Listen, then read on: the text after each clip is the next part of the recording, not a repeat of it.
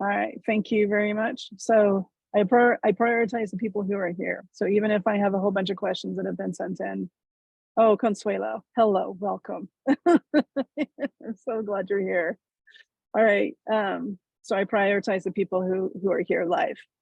So does anyone have any questions? Yeah. All right, Jennifer. Actually. So in our organization, we've been on a steep learning curve for DEI. There's been so much progress over the last couple of years. I think where I'm seeing, a coming hurdle, or a hurdle that I think I've already tried to point out, is around neurodiversity and making the workplace a friendly place to disclose if you are neurodiverse. And I'm finding that HR gets worried about accommodations, right? Like a sudden uptick of requests for accommodation. And I'm curious about how other organizations are looking at this and handling this, and what your thoughts are. Okay, I will find it. I don't have it handy, but I will find it in a follow-up email. But I'll answer your question, but I'm looking for an additional resource for you. So I did an interview, a podcast with Michael Hinson, who is a blind man. And we talked about what the role of communicators are and how we can make things more accessible. And there's two things that he really calls out in that particular interview. It's on YouTube as well. One is accessibility is inclusion. So if you have any inclusion goals, that's what accessibility is. Yeah. And the other is, if our companies, Patty's coming in, if our organizations have a budget to have lights for people with vision who see, we need to be having budgets for people who don't. So blow that up into neurodiverse and other disabilities, visible or invisible. So the accommodations is another way of an organization not facing reality that they did not design with those folks in mind. And so they're seeing it as an afterthought, as an additional cost. However, there is an exceptional amount of research, which I will also find, that backs up that the quality of work, the loyalty of the worker is exponential when you help people be effective at their jobs. Yeah. So, and I'm in a hotel in Texas right now, so I don't know what's going to happen around me.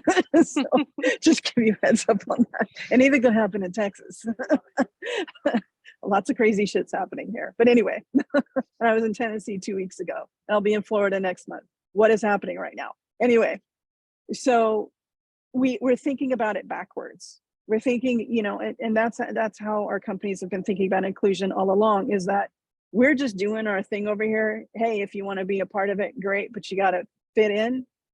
And then it's like, if I raise my hand and say, hey, can I have this kind of desk, or can I have a screen reader, or can I have, it's like, but it's like, it's not their fault. They're trying to do their job for you, And so what's happening is that we are the cause of that effect, but we're not owning it. We're not taking responsibility for it. So our paradigm has to be thinking about, well, I provide, tables, computers for people who don't have the physical disabilities. I need to be, along the same lines, what do I need to be thinking about, and what are the needs of the people who want to get their job done as effectively and productively as possible, just like anybody else. So it's having that conversation. And the key around being stronger communicators from a DEI perspective is practically being a therapist in this way, not counseling people, but in asking questions back, saying, I'm really grateful that the company puts in, what's our electric bill here? Well, I don't know. Maybe it's hundreds of dollars, maybe it's thousands of dollars. They do that so I can see, so I can walk around. So I love that the company provides that for me to be effective and productive in my workspace. So if we're going to see more people wanting to be effective and productive at their workspace, let's brainstorm. Who do we need to talk to in order to make sure that that's what we're supporting here? Because that's consistent in our values, our company values, and who we are as a brand. And so they're looking at it wrong, so that would be, so those are the things that I would have that kind of conversation. April is Autism Acceptance Month, not awareness. The autism community, I have a son who's autistic. I have several friends, and they're all telling me, plus people that I follow on LinkedIn, they're like, we are way beyond awareness. We need to get over awareness. This is acceptance. And we have to understand that autism looks extremely different in every, if you're in my LinkedIn Conscious Communicators group, you're seeing that I've been posting some things around this or forwarding, not me posting, but people who are experts, accessibility experts. I've been doing that, as well as doing this interview with Michael. I have an interview that I did of him.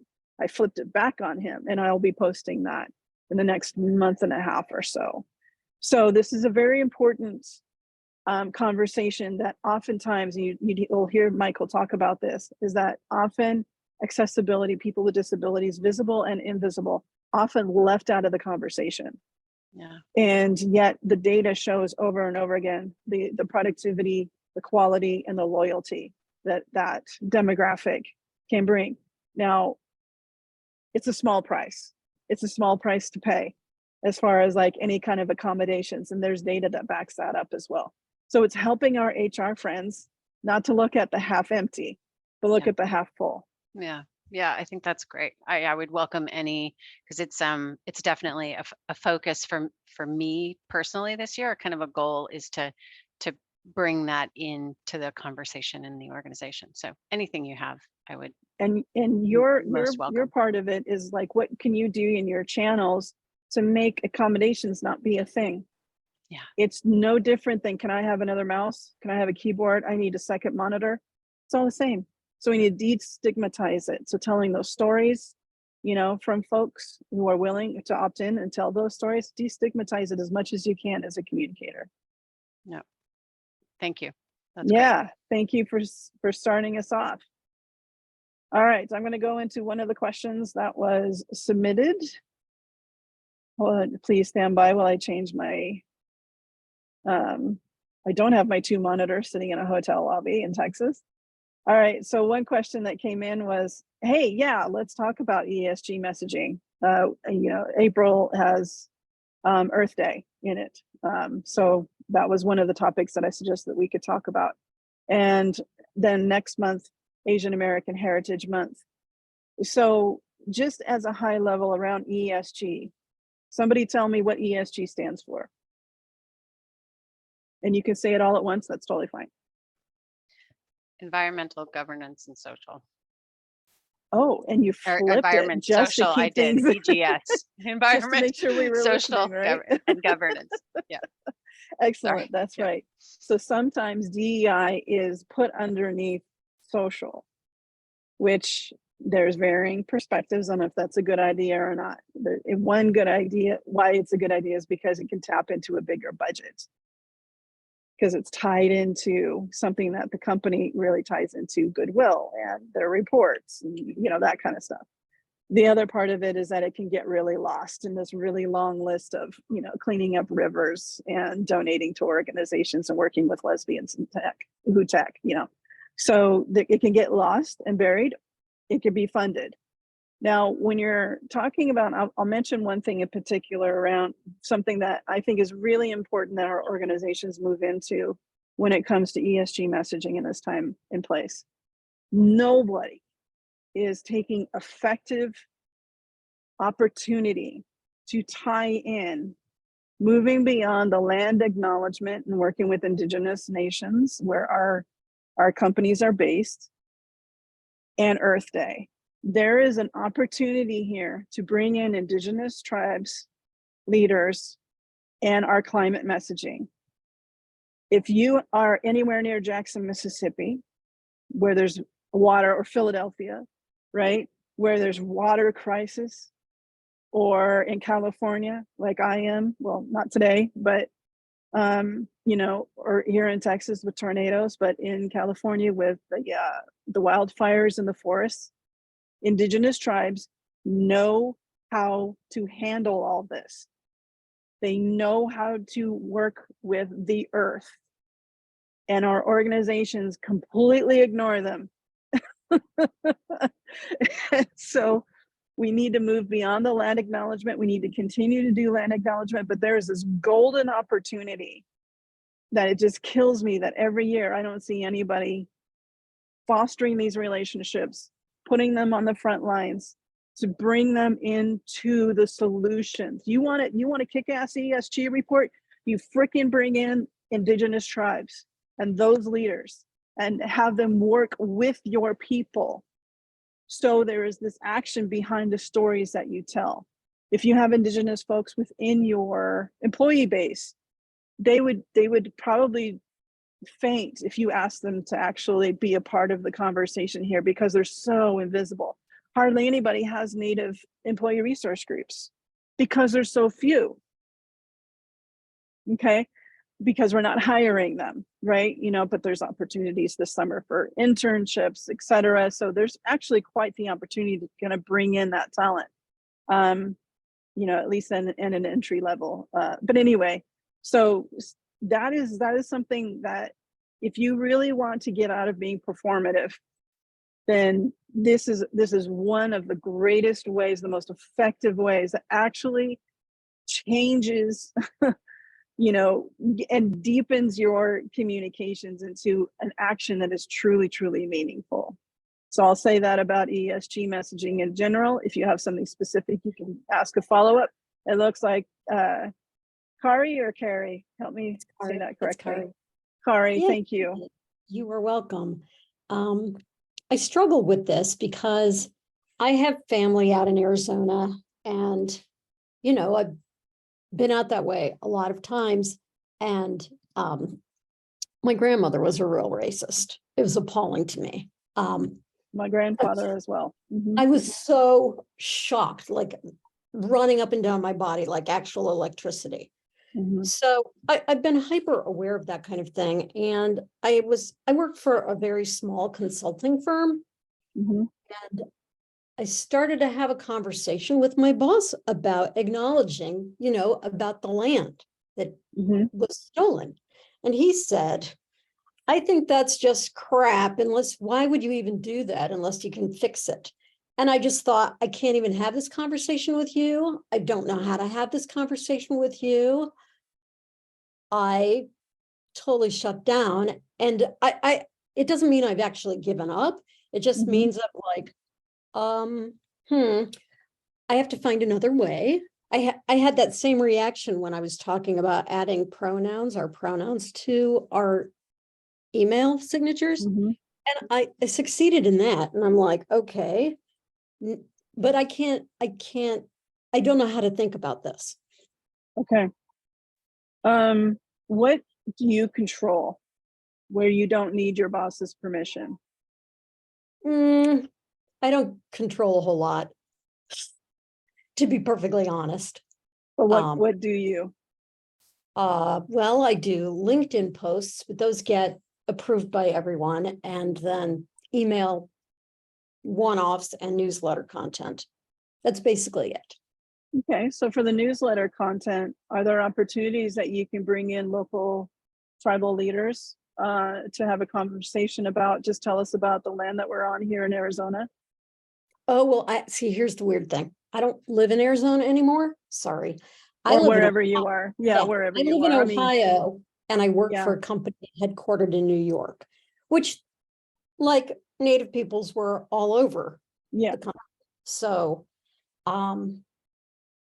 because we're so small, there doesn't feel to me like there's bandwidth to do.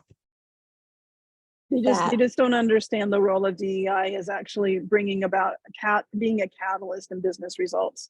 So when companies, leaders, managers deprioritize or slough off DEI, it means that they haven't gotten to the place to where they understand that DEI is actually a catalyst for new markets, for better products and services, for employee retention, all of the things. They haven't gotten it yet, which means that they typically need to have more consequences to experience more consequences, which is whether it's like, people leaving, brand reputation going haywire in a social media crisis situation, customers walk away because you're no longer interesting because you're not even dealing with DEI, and that's what I expect from places that I hire or places that I want to work with. So maybe it'll take them 3 years, but that doesn't stop you, right? So my encouragement is to look at what you control, what is before you to do, what can you do with what you have, with where you are. So if you can control the kind of newsletter content, it doesn't really matter necessarily. I mean, it'd be great if you could tie it into tribal members in the New York area. Hey, it's Earth Day, and this is part of that warm up story series. So this guy is not feeling any kind of personal sense of responsibility. He doesn't want to be blamed. That's part of the hesitancy mindset that is rejecting a lot of progress right now and slowing down of progress. So it's looking at like these positive stories around, in this example, Native Americans. And so it's less about we stole their land and we tried to commit genocide, we as ancestors, right? And more about like they're giving them visibility, like they're still here. I say there, I mean, I have Native American heritage in the Muskogee Nation. I have a roll card, and it's the only ethnicity that you have to prove yourself being a part of. When they were the original peoples on this land, but I have to prove that I have indigenous blood. It's so fucked up. Anyway, so sorry about that. So it's looking at, okay, we're going to tell the story of like our headquarters are here in New York. This is the homelands of the, XYZ tribe, and tell us about, the beauty of this area. Tell us about, how you handled, harvesting here, or tell us about what the tribe is doing today. Make them relevant to today, which is another reason I say that you can tie them into your ESG or your, kind of, here's another part of the climate conversation that a lot of organizations are shying away from. However, the rest of the world is getting this message, but organizations are not taking a lead on this conversation, and that's the intersection of climate justice and racial justice. And that includes, it's a socioeconomic conversation, but it also relates to Indigenous people as well, significantly. So climate justice and racial justice is an intersection, and it's not as commonly brought to visibility within Earth Day communications as the opportunity presents itself. So if there's ways that you can kind of bring in that conversation of like, okay, this is where we stand on caring about the environment here at our organization. We're going to be talking to, so-and-so from the tribe of so-and-so, and they can talk about the impact of the importance of the climate on their people and on the people who live on this land. So people can see themselves in the stories, but also recognize the visibility of Indigenous people and the intersection of climate justice as well. That's useful. That's really useful. Yeah, I'm going to include in my follow-up, I started this last time, I'm going to do this moving forward, of including, a one-on-one with each of you. Anytime that you come to ask me, you can do a one-on-one with me. So Kari, let's talk a little bit more. I know you have additional questions that go deeper than what you just shared. So I'd love to continue the conversation with you. That would be great. I would appreciate it. I don't want you hanging out there by yourself like that. I feel like I do have some people here. I've got backup. Here you are. All right. And you got backup right here too. That's right. Thank you. All right. That's what I meant. Excellent. All of you. Good. Rachel. Sorry, I couldn't find my mute button. Hi, Kim. Thanks for your time. Hey, I just have a quick question on, so we have, I work for a large healthcare organization in New Mexico. So that intersection of indigenous and Yeah. climate, outstanding. I appreciate that, Colonel. I'm going to take that back to my team. We have employee resource groups here that have just gotten their legs under them within the last few years. Okay. Like 1 or 2 years, very recent, might have even been the last year. Mhm. And they're doing great. They have a lot of energy and a lot of passion, and I work with them from a communications point of view. Mhm. Currently, our DEI leader role is empty.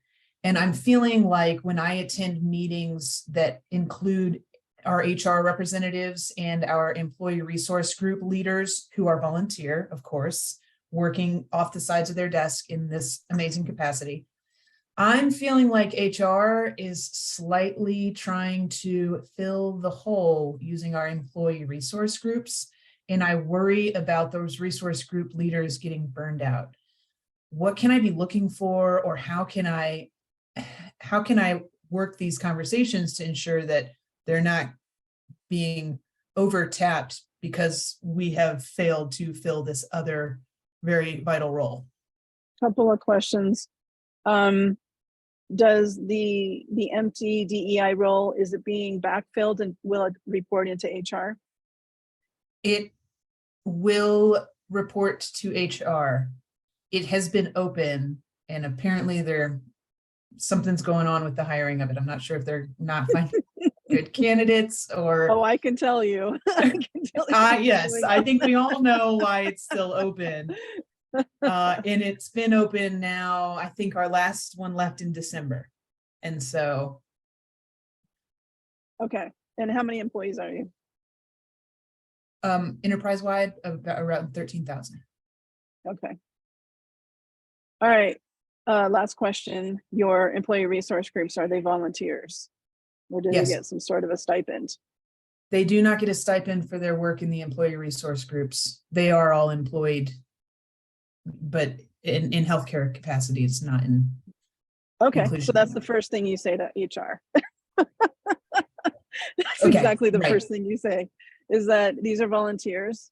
We shouldn't even be, we should be providing a stipend, and that's something we can have a conversation when we're doing our strategic, planning and resourcing for, next physical cycles.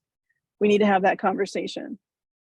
These are volunteers. And so in volunteer capacity, we need to limit the scope of the time investment that we are asking of them.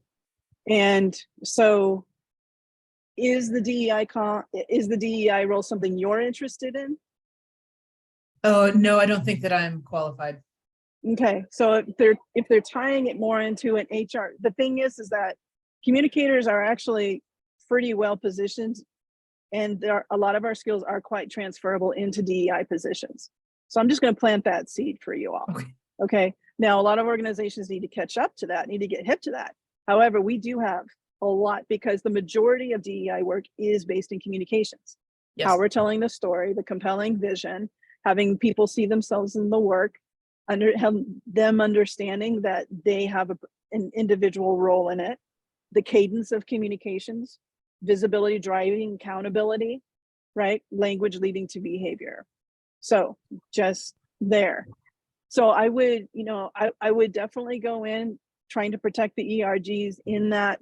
First, get their perspective on it. Make sure that your gut check it. Make sure Okay. that you're not creating a story. Brene Brown has this great part of one of the books that she wrote where she's like, we create these stories and then we start making decisions and start acting as if this story is true. Right. Now that could be for a good thing or for something that's completely off. And that is happening everywhere right now. So Mike, I should probably do a post about this. My big call to action is that when people like HR is like, well, they're employee resource groups, so they should be doing this work. We don't have somebody in the comms role. And then it's like, okay, well, that's not their problem. Right. So we need to hold up our end of the agreement and say, this was our part of the agreement. This is their agreement. They're showing up in this way. We don't get to do this when they're a volunteer situation. We might lose them as an employee entirely. What is that going to cost?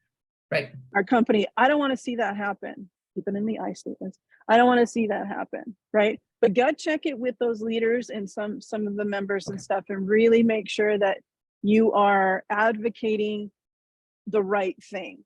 So if they're like, hey, no, we're good, we want this, then don't, so make sure that you're bringing their voice to the table or giving them access to be able to speak up and say, time out. So oftentimes when the scope creep kind of happens, like, nature abhors a void, right? HR is definitely an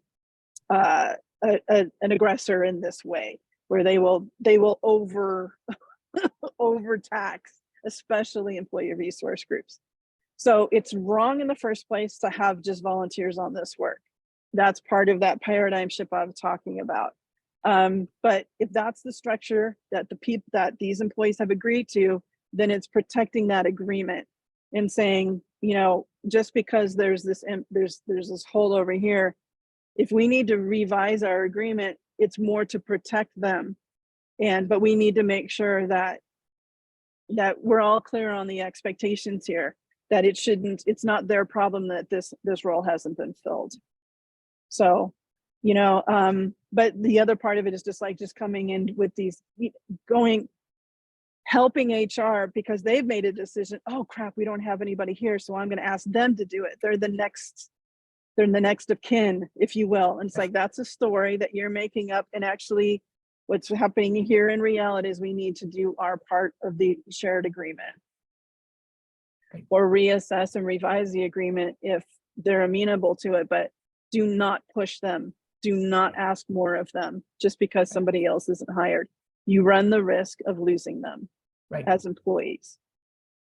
Okay, great. Thank you. I appreciate the reality check. Yeah. And let me know what you end up doing in New Mexico, because I have visions of turquoise everywhere now dancing in my head. Oh yeah, I will. And I think it's a good point to go back to the leaders and ask them, because I don't think they're feeling it right now. And this is something as a recent event has come up and I'm watching it, I'm thinking a few steps down the line, I can see this happening. That's the beauty. That is the freaking beauty of us as communicators, especially internal communicators. We have a freaking crystal ball. We can see the trajectory. Right. And the biggest part of our job is getting people to listen to us saying the sky is falling, the sky is falling. And the whole Chicken Little story, if you remember that, if you got that book as a kid. That's the big part. And when I was a GoDaddy, I can tell the whole story in another time, but basically because of relationships and just going to these people like employee resource groups and just asking the question, just caring enough to pause and say, I want to check in on you. We haven't had anybody since December. Has anything changed? Is there anything that you want to let me know about how things are going in the ERG? And they will tell you, because you're not HR. Right. You are comms. You're like this neutral body that employees will tell you things they will not tell anybody else. They will not tell their manager. They will not tell their peers. They will not tell HR for sure. You're comms. You're safe. When you build that reputation internally, especially, you will get this juice and this pulse of employees that will solve business problems, and they won't even know it was because of their intel that they had you go and talk to this leader that fixed that thing for them. Like, sometimes they can piece it together, sometimes they don't. Like, this relationship, this kind of feedback loop was so successful when I was at GoDaddy. I helped them get one of our branches, one of the company, the acquisitions, I helped them get rid of a very, very toxic president. So these relationships with the ERGs, if you've read the book, towards the end of the book, it talks about how essential those relationships are. So this is a great time to build that trust and leapfrog into, having a closer relationship with them when you're going to need that relationship. But this is that time to just like, hey, I just want to check on you. I'm reading the room here. So if somebody noticing and somebody giving a shit about it, that means everything, especially these days. Awesome. Okay, I'll put meetings on the calendars with each of them then. That's a great call. Yeah. And just see how they're feeling based on this thing. And it's great. Thank you. Solid advice. I really appreciate it. Thank you for noticing. That's huge too.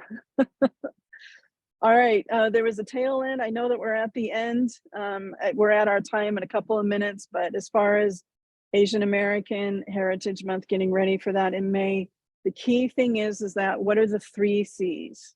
Katie, I know you got to know the 3 C's, like, right? Do you remember the 3 C's? Celebrate, consistency, and it's the first one. It's actually the second one, but that's okay. Oh, shoot. Oh, man. Well, that helps. No, because it's one of those like in turmoil, in show up. But what word is it? Anyone? She's got the synonyms, but it starts with a C. I wrote it. Where did I write it? It's not a Post-it right there on your monitor. Yeah, it is. Okay. Crisis. I'll save you the time. Crisis. There we go. Crisis. Yes. So celebration. Yes. Defer to the people within the community, get their voices heard, let them tell their stories from their perspective and their lived experience. Have a call to action that's going to improve their safety, because and their, you know, and whatever else they need, whatever is important to them. We know that physical and verbal safety is key over the last 3 years, and it's still continuing. The harassment, the physical abuse, etc. So that's where the crisis is, right? So we cannot ignore and just celebrate a community and ignore why we needed this kind of a month in the first place, because there's crisis situations, there's inequities that are involved here. Let's educate people on what those inequities are. It doesn't have to be blame and shame, friends. It's just let them know, stick with the facts. That's getting off the drama triangle. I haven't taught the drama triangle formally, but the drama triangle is victim, villain, hero. Okay, a lot of our storytelling has, you know, at least people receive it as I'm the bad guy, or, you know, they're the good guy, or whatever it is. So when we just stick to the facts, we pull out the villain, there's nothing for the villain, for the victim and the hero to do. They're just like, well, we don't have a villain, we don't have anything to do here. So you stick to the facts. So just hear from the community, whoever you're gonna spotlight, make sure you do not tokenize them. They tell their story. They get you, you know, co-create the call to actions within those stories or social media posts, etc. And talk about intersectionality, right? Help people understand how large Asia is. And there's disparity in wage and microaggressions depending on the country within Asia, and ask them how it's important to them of what is shared about their experience, and then celebrating, you know, however they want to be celebrated. We don't get to choose if we're not a part of that community. That's what I'm coming down to. And then the consistency is, don't tell those stories just in May. That's what consistency is about. So yes, on the celebrate, thank you for the visibility. Thank you for the positivity. Really appreciate it. But please do not ignore that we are a community in crisis. And so, you know, please have our backs on this. So we can take a little bit of that real estate, and we can talk about what the inequities are, what the crisis situations are from a factual standpoint. Throw in some stats, for example, and just set the context of why we even have this time as a cultural moment and an observance, and put some call to action to it. Put some call, because if you're going to talk about the same things from last year, then we haven't done anything. We've wasted these opportunities, and let's not do that moving forward. Same goes with autism acceptance. I almost did it. Autism Acceptance Month as well. So get people to understand and appreciate. There's a video, I'll try to remember to include this in your follow-up email. There's a video from HSBC that is about, this is going to be great for you, Jennifer, about invisible disabilities, specifically around autism. And so I will forward that to you. So it's one way to do storytelling to help people get an understanding and an appreciation. It's like dyslexic thinking, which is a hashtag on LinkedIn. There are particular jobs and the ways that you can write your job descriptions that actually are very attractive and dyslexic people are super good at. My daughter's dyslexic. I did a post on dyslexic thinking last year. Frickin' Richard Branson commented on that post. He's dyslexic. So it's a very real thing. So there's these great opportunities to tell these stories over these next couple of months. And guess what? Asian folks are also dyslexic, are also autistic, right? So that's where the consistency and the intersectionality can come in, right? Naomi Osaka, intersectional from a racial and ethnicity standpoint, right? So there's these really great opportunities that I hope we take advantage of. So if you have any additional questions, let me know. We'll meet again on the first Tuesday of May. I will send you a follow-up with everything. I will transcribe this, so I will remember what I said that I would send you. It probably won't be for the next couple of days since I'm traveling, so please have patience if that's all right. All right, so keep in touch, and I hope to see you all again next month. Thank you, Patty. Kim. Thank you. Take care, everybody. Kim. Safe travels.